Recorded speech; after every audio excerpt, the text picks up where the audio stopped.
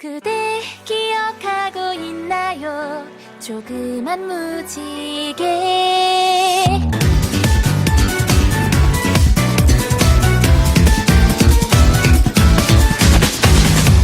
어린 정든 계곡에 피어오르는 물거품. 소리 낯선 내 모습, 무지개 빛이 반짝여. 찰랑찰랑 흐르는 시간의 강물 타고서 조금 변한 모습이 마음이 흔들흔들 떠밀려와. 네, 여러분 안녕하세요. 반갑습니다. 자, 이번 시간에도 좌표평면과 그래프 두 번째 시간 공부를 같이 해보도록 하죠. 자, 여러분들과 함께 이제 시작에 앞서서 여러분들 교과서 단원 앞에 있는 내용을 우리 같이 살펴보고 시작을 하려고 해요. 자, 여러분, 그래프라는 말은 여러분들이 초등학생 때부터 많이 들어봤고 알게 모르게 써왔던 개념 중에 하나입니다. 자, 여러분, 그래프 하면 어떤 게 떠오르나요? 예를 들면 비율 그래프, 꺾은 선 그래프, 이런 게 떠오르죠. 그 외에도 많은 것들이 있었겠지만, 여러 가지 얘기들 중에서 이 꺾은 선 그래프를 이용해서 예를 들면은, 식물의 성장 과정이라든지 아니면, 어떤 그 기온의 그 높낮이, 온도의 높낮이, 이런 것들을, 조사한 결과를 명료하게 나타낼 수 있는 도구로 활용했을 거예요. 그죠? 자, 이와 같은 걸 우리 한번 보도록 하죠. 자, 여기 첫 번째 그래프는 환자의 심장 박동 상태를 한눈에 확인. 자, 여러분 병원에 가면 심전도 같은 게 있을 거예요. 자, 심전도 같은 게 여러분들 맥박이 잘 뛰고 있느냐 이런 걸 보는 거거든요. 자, 잘 뛰지 않거나 불규칙적이면은 뭔가 건강에 이상이 있다라고 여러분들의 진단 내리게 될 거예요. 그죠? 이렇게 60 이렇게 뜨면 이 사람의 현재 맥박이 60이라는 얘기죠. 자, 그리고 이 심장 박동의 파형률이 규칙적이면은 이게 심장이 건강하게 지금 잘 작동하고 있다라는 거죠. 자, 숨이 멎으면은 심장에 점점 줄어들게 되는 거죠. 그 다음에 이제 또 하나 살펴볼까요? 자, 미래는 말이야. 자, 사회 경제학자들은 사회 변화를 그래프로 나타내어 미래를 예측하는 데 활용합니다. 자, 고령자 인구 비율이 점점 해가 가면 갈수록 늘어날 거라는 것을 확인할 수가 있죠. 자, 이와 같이 이제 10년 뒤에는 어느 정도일까? 이런 것도 추측해 볼 수가 있지. 여기 예를 들어서 점을 찍었다 하면은 여기 점이 찍힐 거라고 생각하면 있잖아. 이 곡선을 그대로 따라가지고 쫙 그렸을 때 그러면 이쯤에 있겠네 라고 추측할 수 있는 거잖아요. 그죠? 자, 이와 같이 미래를 예측하는데도 이 그래프라는 도구를 적절하게 활용할 수가 있다는 거예요. 자, 그 다음에 세 번째 과학 수사대는 호흡, 땀, 맥박, 혈압 등의 변화를 한눈에 확인할 수 있다는 겁니다. 자, 이런 식으로요. 자, 그래서 이 사람이 진실을 말하고 있느냐, 거짓을 말하고 있느냐, 이런 거를 얘기해 줄 수 있다는 거죠. 진실의 방해에 끌려가면 안 되겠죠. 그죠? 자, 그러면 이제 본격적으로 이제 그래프 예를 하나 정도 더 살펴보고 본격적으로 우리 탐구 활동을 하면서 이 규칙과 대응, 그래프 이런 주제들을 시작으로 이제 다양한 상황을 그래프로 나타내어 보는 경험을 같이 해보도록 합시다. 자, 이제 탐구 활동 1번 한번 보도록 하죠. 자, 일기예보는 보통 지역별로 3시간마다 기온을 예측하여 이를 그래프로 나타낸다. 이 그래프를 보면 기온이 어떻게 변화하는지 한눈에 알 수 있습니다. 다음은 어느 지역의 일기예보를 나타낸 것입니다. 이 그래프를 보고 6월 11일과 6월 12일 기온이 어떻게 변화하게 될지 설명해 봅시다. 자, 6월 11일 금요일에 대한 그래프가 이렇게 쭉 있죠. 이날은 비가 오는 날이네요. 그래서 최고 기온이 오르지 않고 22도에 머뭅니다. 그러다가 24도에 18시에 잠깐 살짝 올랐다가 내려가는 양상을 보이게 되죠. 자, 그래서 다음날 새벽이 되면 21도로 내려갔다가 또다시 23도, 24도, 25도, 26도, 27도, 29도 이렇게 뭐 오후 시간대가 되면 오르죠. 이날은 날이 맑기 때문에 뭐 일교차가 이런 날들에 비가 오거나 흐린 날에 비하면 상당히 큰 편에 속하죠. 자, 이런 경향성 등을 알아낼 수가 있다는 것을 간단하게 확인해 볼 수가 있겠습니다. 여러분들이 정리를 해 주길 바래요. 자, 그러면 그 다음 우리 한번 보도록 할까요? 자, 규칙과 대응 그래프 이렇게 되어 있는데요. 자, 우리 하나 살펴볼까요? 학교 게시판에 이 그림과 같이 앞정을 사용하여 공고문을 겹쳐서 붙이고 있죠. 그죠? 이어 붙이고 있어요. 자, 그러면 공고문의 수가 X장이라고 하고 앞정의 수를 Y개라고 할 때, 자, 물음에 답해 봅시다. 자, 이에 앞서서 우리가 초등학생 때도 이런 비슷한 걸 했을 것 같아. 맞아요? 자, 초등학생 때 어떤 걸 했는지 생각해 볼까요? 여러분들, 이런 거 동그라미 세모. 자, 예를 들면 1, 3, 5, 2, 3, 4, 5, 6 이러면 3, 6, 9, 12, 15, 18. 자, 그러면은 세모는 예를 들면 세모는 3 곱하기 동그라미 이런 식으로 동그라미나 세모 등을 이용해서 모르는 수를 대신해서 이 표시를 이렇게 해온 거예요. 맞죠? 자, 이와 같은 방식으로 이제 x, y를 쓰는 거죠. 우리가 앞에서 문자와 식 단원에서도 이 미지수라는 거를 썼습니다. 자, 그때는 그냥 관계식이자 방정식 정도에서의 이야기였어요. 자, 이제는 규칙성의 관점에서 보면은 이것에 의해서 이것이 변한다라는 관점으로 본다는 거예요. 자, 이에 대한 설명은 지금 너무 자세히 하면 여러분들이 머리가 아플 것 같으니까 차근차근 그 기회가 되면 이야기를 나눠보도록 하죠. 자, 어쨌거나 표를 완성을 해보면은 이렇게 나오죠. 6, 7. 자, 이렇게 나오면은 이제 x, y 사이의 관계를 좌표 평면으로 쭉 나타낼 수가 있겠죠. 자, 여기도 좌표축을 그려놓고 이제 이야기를 또 시작을 해보죠. 자, 그러면 여기 X축에 뭐 써놓아야 돼요? 여기는 장을 써놓죠. 무엇에 대한 내용? 공고문의 장수를 쓰는 거죠. 여기 원점 Y. 얘는 앞정의 수. 앞정의 개수를 써놓으면 되잖아요. 그죠?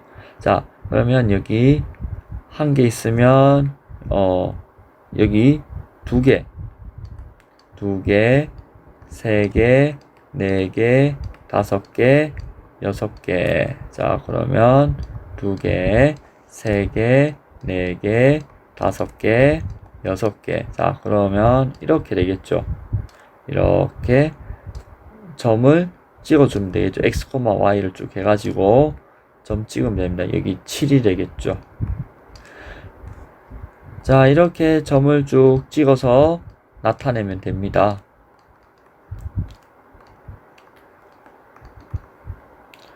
자, 또한 이거를 관계식으로 나타내면은 y는 x 더하기 1. 자, 이렇게 나타낼 수 있음을 확인할 수 있었어요. 자, 두 번째 물음에 답해 봅시다. 자, 육각형을 그리고 있습니다. 육각형의 수를 x개라 하고 변의 수를 y개라고 할 때 물음에 답해 봅시다. 자, 육각형의 수가 여기 개죠. 자, 장이 아니고 육각형의 개. 자, 6, 12. 변의 수는 육각형이면 6개의 변과 6개의 각으로 이루어진 도형이라는 거죠. 우리가 초등학생 때 배웠다시피. 자, 그 다음에 여기는 24, 30, 36 이렇게 되겠죠. 자, 그러면 여기 육각형의 개수 x를 개라고 하고요. 육각형의 개수. 그 다음에 여기 y, 여기도 개, 변의 수 이렇게 나타내면 되겠죠. 자, 그러면 1이면 여기 6, 12, 18, 24, 여기 30, 뭐 이 정도 나타냅시다. 2, 3, 4, 5. 자, 그러면 여기 이렇게 나타내면 되겠네요. 그죠? 자, 이렇게 쭉 나타내어 주시면 되겠죠.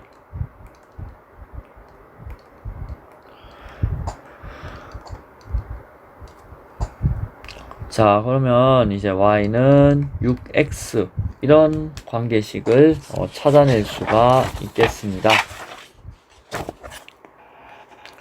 그 다음 세 번째 우리 한번 보도록 하죠. 자, 연도와 참새미의 나이 사이의 대응 관계를 나타낸 표입니다. 표를 완성하고 연도를 x년, 참새미의 나이를 y세라고 할 때 물음에 답해 봅시다. 자, 그러면 참새미의 2018년도 나이는 10살, 그 다음 12살, 11살, 12살, 13살, 14살, 16살 이렇게 되겠죠. 자, 그러면 이제 이 사이의 관계를 얘기해 볼까요? 자, y는 2008 더하기 x 이렇게 나타낼 수가 있겠죠. 자, 2008년부터 한 살이었다는 얘기잖아. 그치? 2009년부터 한 살이었다는 얘기잖아. 그치? 2008년이 만으로 치면 0살이지. 그치? 자, 참고로 그렇게 보시면 되겠죠. 자, 여기 그래프를 한번 그려보도록 합시다. 자, 여러분, 여기 5. 그러면 여기 물결선 그려놓고 시작하죠. 막 그래프에 너무 그릴 게 많아. 그래서 2018, 자, 2019, 2020, 2021, 2022, 2023, 2024. 여기는 10, 11, 12, 13, 14, 15. y는 세, x는 년. 자, 연도, 참새미의 나이. 자, 이렇게 점을 하나씩 찍어 주면 되겠다라는 이야기죠. 자, 이런 식으로 쭉 찍어주면 되겠다는 얘기잖아. 그러면 16이라고 또 찍으면 되겠네. 자, 이와 같이 관계식을 그래프로, 표로 나타내고 말로도 나타낼 수 있겠죠. 말로 나타낸 건 이제 여러분들이 잘 할 거라고 생각을 해요. 네, 그 다음은 4번 물음에 답해 볼까요? 길이가 10cm인 원기둥 모양의 양초에 물을 붙이면 1시간마다 2cm씩 길이가 일정하게 줄어든다고 합니다. 자, 그러면 양초에 불을 붙인 지 x시간 후에 양초의 길이를 ycm라고 할 때 물음에 답해 봅시다. 자, 처음에 10cm, 1시간 후에 8cm, 2시간 후 6cm, 4cm, 2cm, 그 다음에 완전히 타서 없어지죠. 자, 그러면 y는 10-2x가 된다라는 것을 알 수가 있겠죠. 자, 우리가 문자식에서 공부했듯이 이렇게 관계식을 나타내면 된다라는 것을 알 수가 있습니다. 자, 그러면 그래프를 이렇게 쭉 나타내어 보도록 하죠.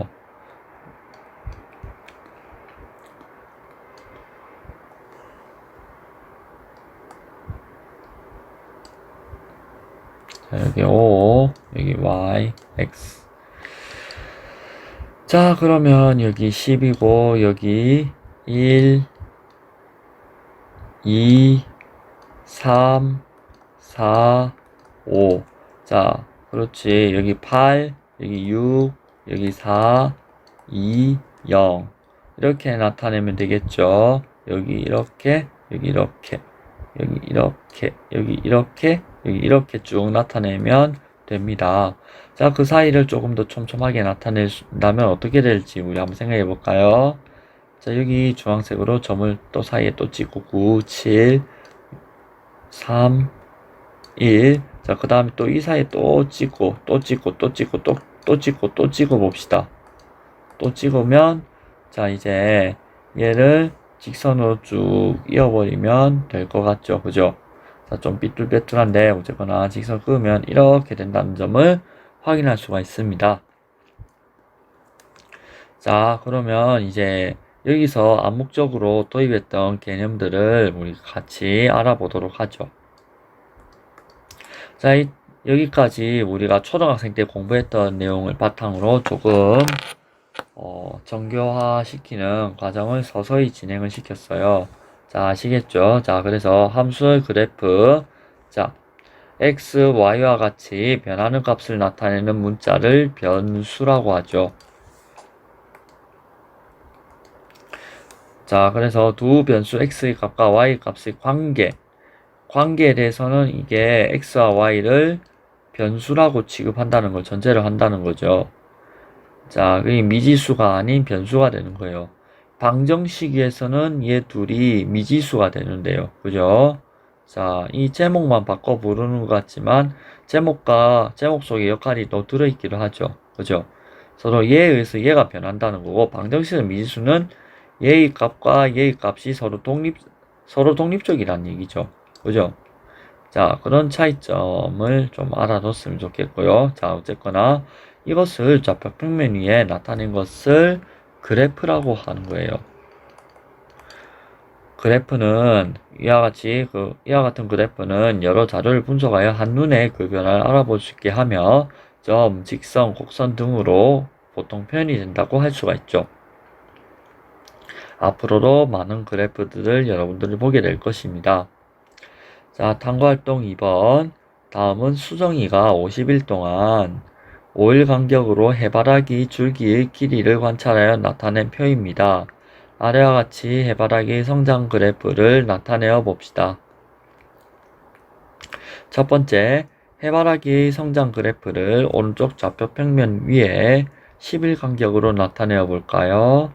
자, 일단 파란색으로 표시를 해볼게요.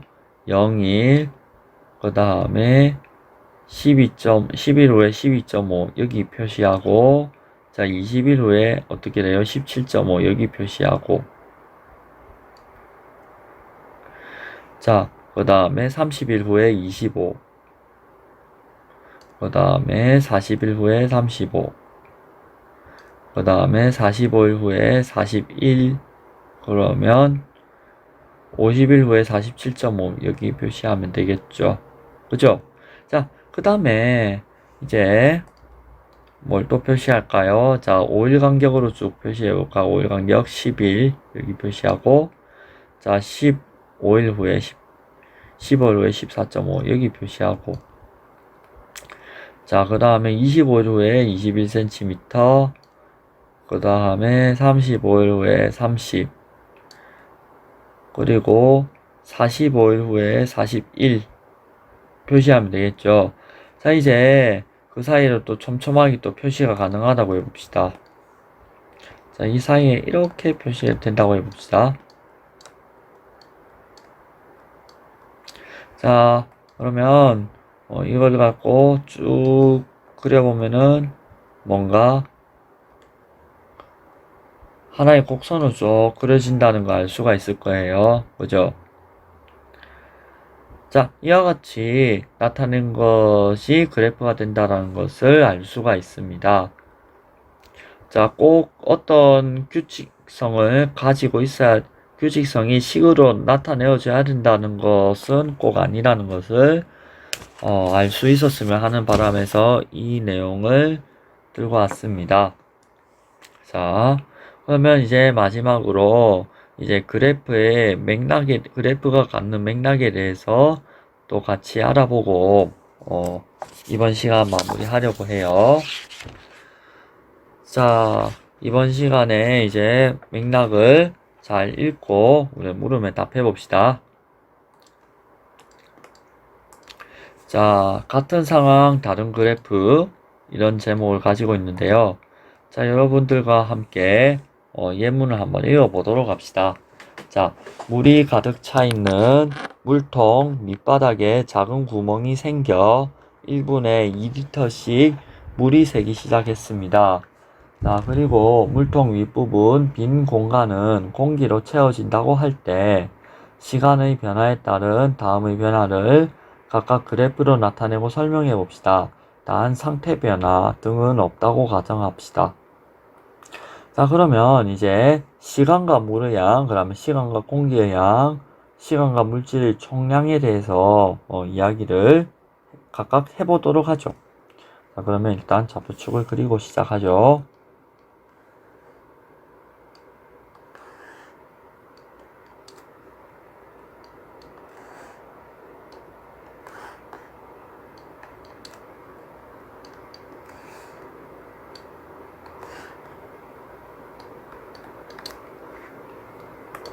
자, 그러면 이제 X축에 들어갈 내용은 뭐예요?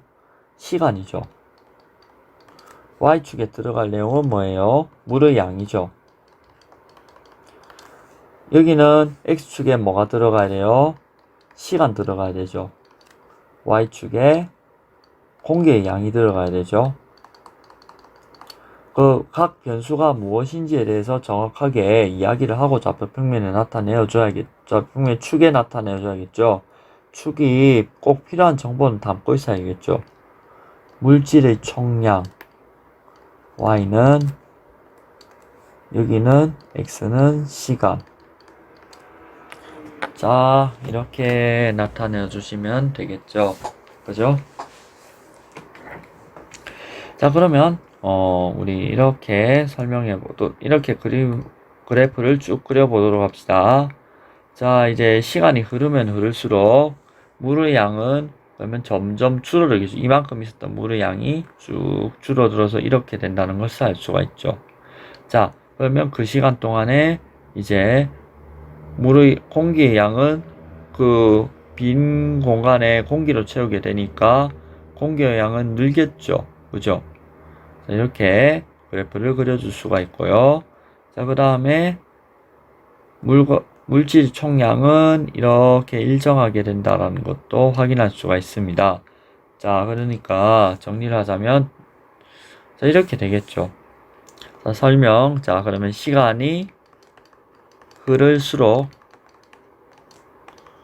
물통 속 물의 양은 줄어든다. 이렇게 설명할 수가 있고요. 자, 그 다음에 얘는 새어나간 물의 양만큼 공기가 채워지므로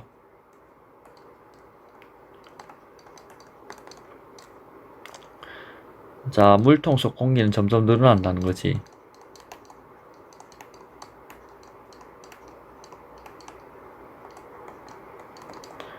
그 다음에 이제 물통의 크기는 일정하므로 그 속에 들어갈 수 있는 물질의 총량은 항상 같다는 거예요. 자, 이와 같이 동일한 상황에서 자, X축이 나타내는 게 같더라도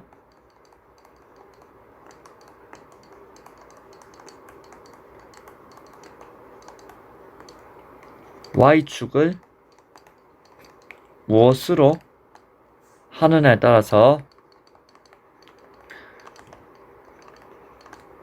그래프의 모양이 달라진다는 것을 알 수가 있죠. 자, 그러니까 여러분들이 그래프를 해석하고 그릴 때 어떤 점에 유의를 했으면 좋은가에 대해서 고민할 점 첫 번째로 우리 한번 살펴보았습니다. 자, 그 어떤 상황인지 이제 이해가 되셨죠? 자, 그 다음 두 번째 관점에서 또 살펴보도록 하죠. 자, 다른 상황, 같은 그래프? 이건 또 뭐지? 자, 다음 그래프가 아래와 같이 주어진 상황을 나타낸다고 생각할 때 그래프가 나타내고자 하는 모습을 설명해 봅시다.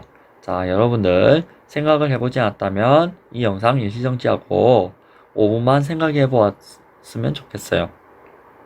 네, 다 생각해 보셨나요? 자, 그러면 저와 함께 이야기를 나눠보도록 하죠. 자, 첫 번째 시간과 온도의 관점에서 이 그래프를 한번 관찰을 해볼까요? 즉, 그러니까 여기 X의 시간, 온도 이렇게 볼 때 이 그래프는 어떤 맥락을 가지고 있을까에 대한 물음에 답을 해보자는 거죠. 그죠? 자, 그럼 예를 들면은 25도씨의 물이 있다고 해봅시다. 보통 상온의 물이 이 정도가 된다고 하죠. 물을 커피포트에 넣고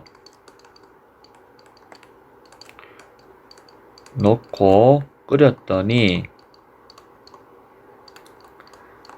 자, 예를 들면 제가 95도를 설정합니다. 95도를 설정하면 최대 온도 95도 설정하면 95도 이후에는 온도 변화가 없이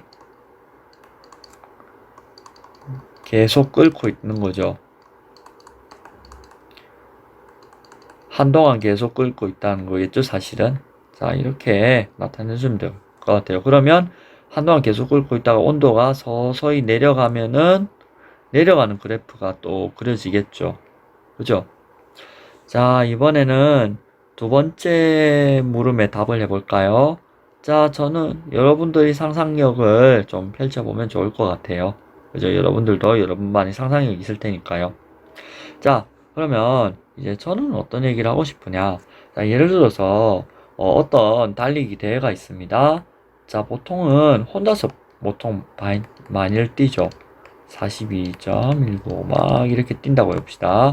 자, 혼자서 뛰는 것도 있지만은 이것에 대한 계주도 있지 않을까요? 자, 이것에 대한 계주가 있다면은 자, 계주를 진행을 할 때 이제 진행 차량이 있겠죠. 진행 차량이 이렇게 2.5, 2.5, 2.5, 2.5 나눠서 4명이 이렇게 달리도록 한다든지 얘도 마찬가지죠. 얘도 4명의 주자가 달리는 그런 경기가 있다고 합니다. 한 팀에 4명이 출전해서 릴레이식으로, 그죠? 그러면 얘 같은 경우는 10km보다는 조금 더 달려야겠죠. 예를 들면 42.1을 4로 나눠보면 10점 얼마를 달려줘야 됩니다. 자, 10.6 정도를 달려줘야 돼요. 얘는 2.5 정도를 달려주면 되고요. 자, 어쨌거나, 자, 이거는 이제 거리로 해석하면 이제 출발점으로부터의 거리라는 얘기죠. 자, 그러면 이 사람은 두 번째 주자쯤 된다고 쳐보죠. 두 번째 주자점으로 된다고 할 때 이제 세 번째 지점, 그 다음에 네 번째 지점, 다섯 번째 지점 뭐 이렇게 쭉 있겠죠. 그죠? 자, 그러면 이제 맥락이 이해가 됐으면 제가 설명하는 맥락을 잘 이해해 보도록 합시다. 계주에 참가한 어느 한 선수가 두 번째 출발점에서 출발하여 세 번째 출발점까지 달린 후 대기 중이다. 자, 그러면 그 대기 중인 선수는 또 그 진행 차량이 또 데려가겠죠. 자, 이런 식으로 경기가 진행이 된다고 합니다. 자, 이런 경기가 머지않아 다시 또 열렸으면 좋겠어요. 마스크 벗고, 그죠? 자, 세 번째 문제 우리 한번 볼까요? 자, 시간과 높이 관점에서 우리 이걸 살펴볼까요? 자, 예를 들면 우리가 오봉산에 오르는 걸 생각할 수 있겠죠. 그죠? 오늘 한 산에 오르는 거. 자, 아침 7시부터 산을 오른 사람이 자, 10시에 산 정상에 도착한 후 자, 그곳에 머물러 있는 중이라고도 볼 수 있죠.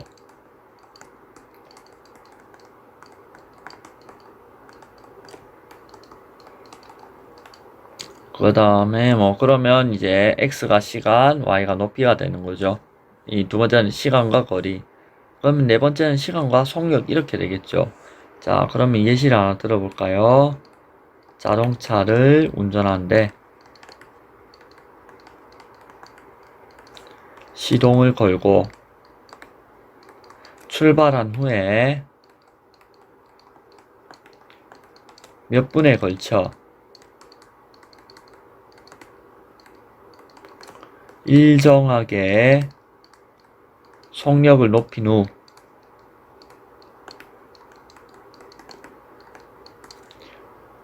그 속력을 유지하여 달리는 중이다.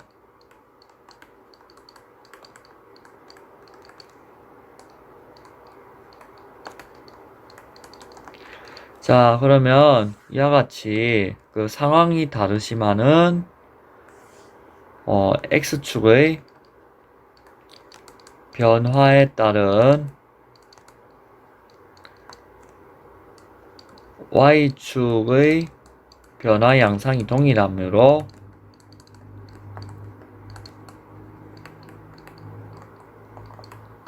같은 모양의 그래프로 나타낼 수 있겠다라는 결론을 올 수가 있죠. 그죠?